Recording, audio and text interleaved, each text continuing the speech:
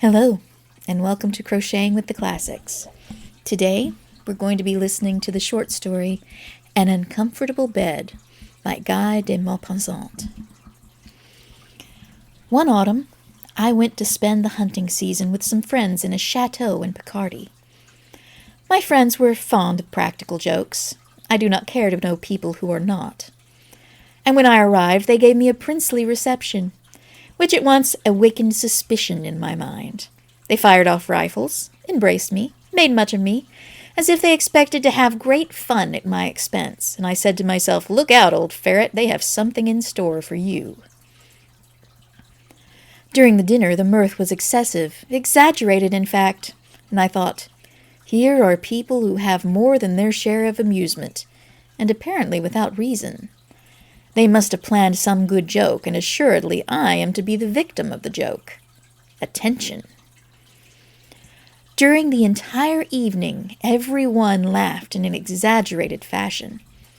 I scented a practical joke in the air, as a dog scents game, but what was it? I was watchful, restless. I did not let a word, or a meaning, or a gesture escape me.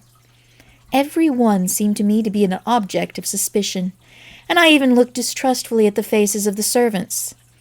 The hour struck for retiring, and the whole household came to escort me to my room. Why?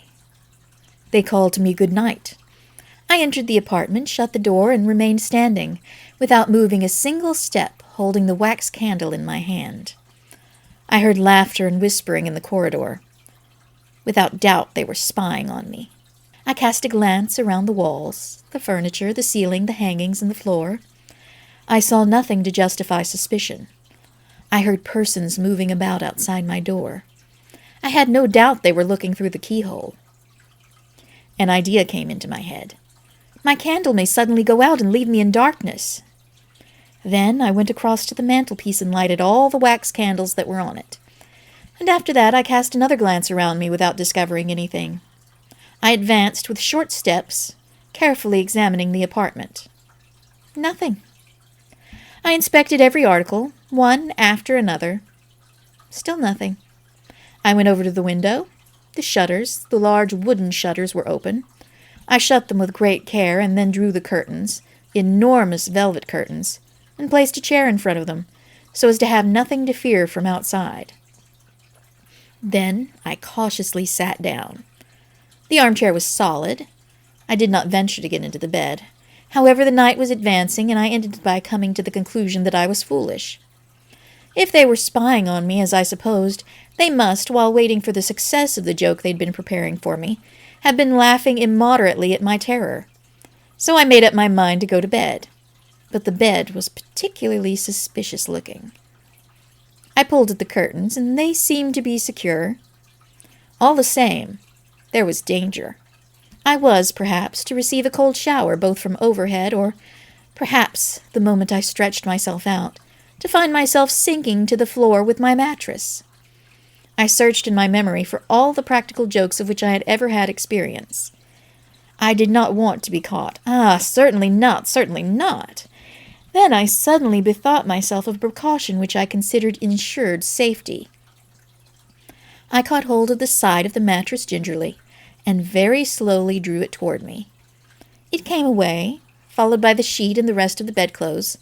I dragged all these objects to the very middle of the room, facing the entrance door, and I made my bed over again as best I could at some distance from the suspected bedstead, and the corner which had filled me with such anxiety.